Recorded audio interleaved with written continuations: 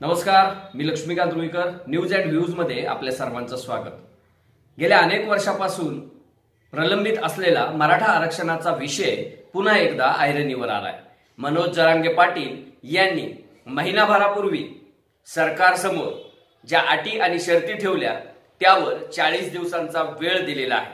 जरांगे पाटलांची न भूतो न भविष्यती अशी ऐतिहासिक सभा सराटी अंतरवाली या ठिकाणी पार पडली.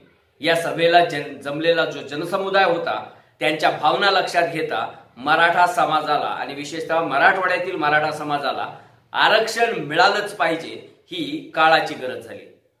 एक गोष्ट नेमकी या ठिकाणी चर्चेची आहे आणि ती म्हणजे मराठा समाजाला आरक्षण का नाकारलं जात आहे. म्हणजे त्यांना स्वतंत्र जे 16% वाढीव आरक्षण हवंय त्याबाबत चर्चा नंतर होऊ शकेल, पण जरांगे पाटलांनी जो मुद्दा उपस्थित केलेला आहे की तत्कालीन सरकारनं ज्या 182 जातींचा ओबीसी मध्ये समावेश केला होता त्यातल्या 82 क्रमांकावर मराठा समाजाचा समावेश आहे. मग मराठा समाजाचा समावेश आहे तर त्यामध्ये कुठल्या कुठल्या जाती आहेत, कुठल्या कुठल्या उपजाती आहेत, पोट जाती आहेत याचा देखील त्यांनी उल्लेख केलेला आहे. ज्यामध्ये कुणबी ही मुख्य जात आणि त्याखाली लेवा, रेवा, रेवे, लेवा पाटील, लेवा पाटीदार, पाटीदार, लेवा कुणबी, मराठा कुणबी आणि कुणबी मराठा याचा स्पष्ट उल्लेख आहे.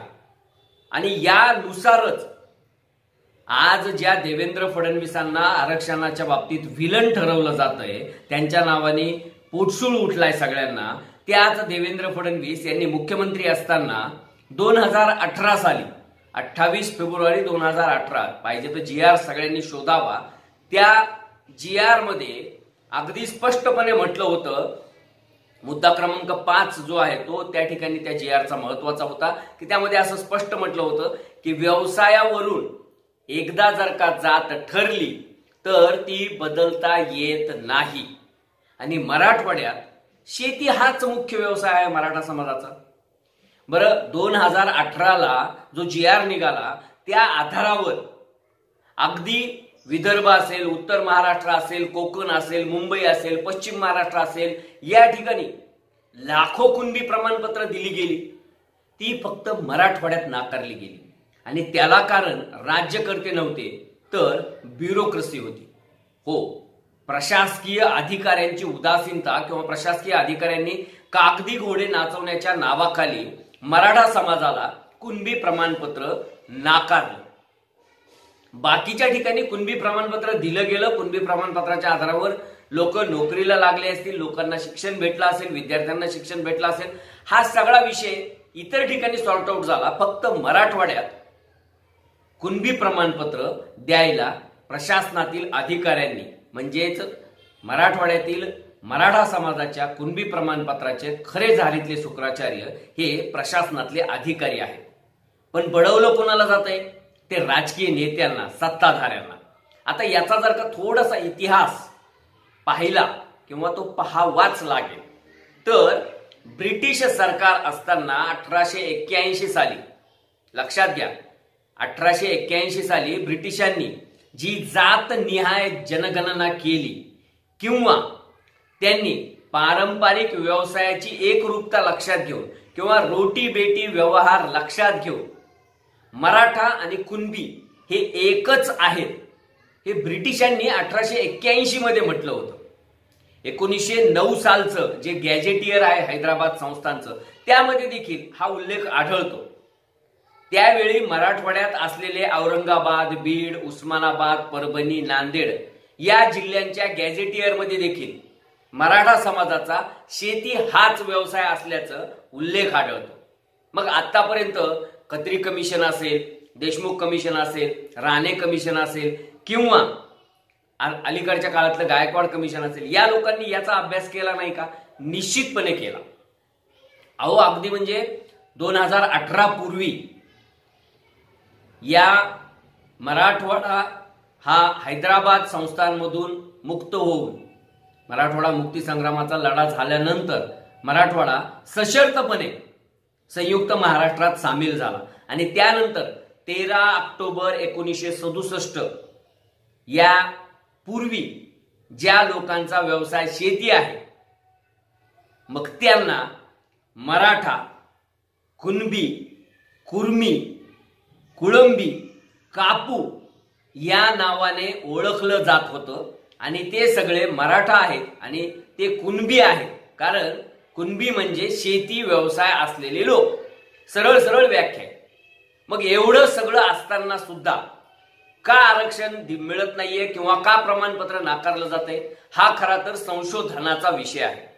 13 ऑक्टोबर 1967 ला शेती व्यवसायावर अवलंबून असलेल्या 182 जातींना ओबीसी मध्ये समाविष्ट करण्यात आलं. त्यामधल्या काही प्रमुख जाती मी आपल्या समोर सांगतो. एक म्हणजे पाटकर, सोमवंशी, सहस्त्रार्जुन क्षत्रिय, खत्री क्षत्रिय, पटवेकरी, पटवेगार, पट्टेगार या लोकांचा पाटकर या मुख्य जातीच्या हेडखाली उपजातीमध्ये समावेश झाला. त्यानंतर नावी ही मुख्य जात, त्याच्या उपजाती किंवा पोटजाती ज्या आहेत त्या समलानी, हजाम, वारिक, नाभिक, नापित, म्हाली, वालंद, हतपद, मारवाडी नावी, कुणबी ज्याचा उल्लेख जरांगे पाटीलही करतात आणि जे अभ्यासू आहेत ते देखील करतात. त्या कुणबीमध्ये कोणत्या कोणत्या पोटजाती येतात तर लेवा, रेवा, रेवे, लेवा पाटील, लेवा पाटीदार, पाटीदार, लेवा कुणबी, मराठा कुणबी आणि कुणबी मराठा. माळी या हेड खाली कुठल्या कुठल्या उपजाती येतात ज्यांना ओबीसीचं आरक्षण लागू आहे. ते जाती म्हणजे फुलमाळी, फुले, हळदे, काचा, कडू, बावणे, अधप्रभू, अधशेटी, जिरे, उंडे, लिंगायत माळी, बागवान, भारत बागवान. त्यानंतरची मोठी जात म्हणजे तेली. आता तेलीच्या अंतर्गत असलेल्या पोटजाती कोणत्या आहेत तर तिळवण तेली, मराठा तेली, तराणे तेली, दरेकर तेली, लिंगायत तेली आणि साव तेली. सुतार या जातीच्या अंतर्गत असलेल्या पोटजाती कुठल्या आहेत तर वाढई, सुतार, वाढी, वाढई, वथाई आणि झाडे सुतार. सोनार उपजाती सोनी, झवेरी. वाणी उपजाती काथार, काथारवाणी, कंठहारवाणी, वाणी, नेवी आणि धाकड. या काही नमुन्यासाठी म्हणून मी तुम्हाला जाती सांगितलेल्या आहेत ज्यांच्या पोट जाती ज्या आहेत त्यांना देखील ओबीसी मध्ये समाविष्ट केलेले.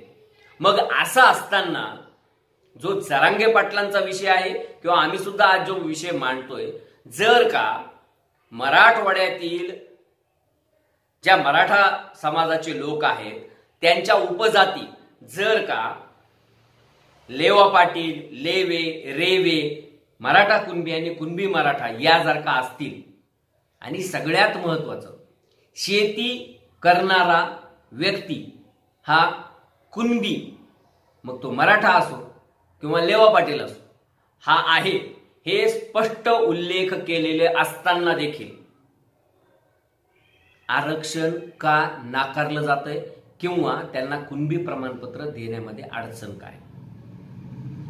राज्य सरकारनं जरांगे पाटलासारख्या एखाद्या योद्ध्याला इतक्या दिवस आंदोलन करायला लावणं किंवा आमरण उपोषण करायला लावणं, समाजाला वेठीस धरणं, यापेक्षा एखादा आयुक्त किंवा सेक्रेटरी दर्जाचा अधिकारी नियुक्त करून त्याच्या नेतृत्वाखाली 2 ओळीमध्ये स्पष्टपणे जर का एक परिपत्रक काढलं, एक मेमोरेंडम काढला आणि त्यामध्ये हे जर का सांगितलं की मराठवाड्यातील शेती व्यवसाय असणाऱ्या मराठा समाजाला कुणबी प्रमाणपत्र देण्यास हरकत नाही किंवा देण्यात येईल, सगळा प्रश्नच मिटतो. पण सरकार उत्सवप्रिय आहे आणि आंदोलक देखील तेवढेच सरकारच्या मानगुटीवर बसण्याच्या मानसिकतेत आहे. सरकारला हे सगळं माहिती आहे, आंदोलकांना देखील माहिती आहे, पण पटवून द्यायचं कोणी आणि पटवून घ्यायचं कोणी हा सगळ्यात मोठा विषय आहे. आणि यामुळं मराठा आंदोलन हे चिघळत चाललंय. 10 दिवसाचा वेळ आहे, 10 दिवसात सरकार याबाबत निर्णय घेईल किंवा मग जरांगे पाटील जो आदेश देतील त्याप्रमाणे मराठा समाज पुढचा निर्णय घेईल, पुढच्या आंदोलनाची दिशा ठरेल. पण एवढ्या लांब जायची गरज नाही.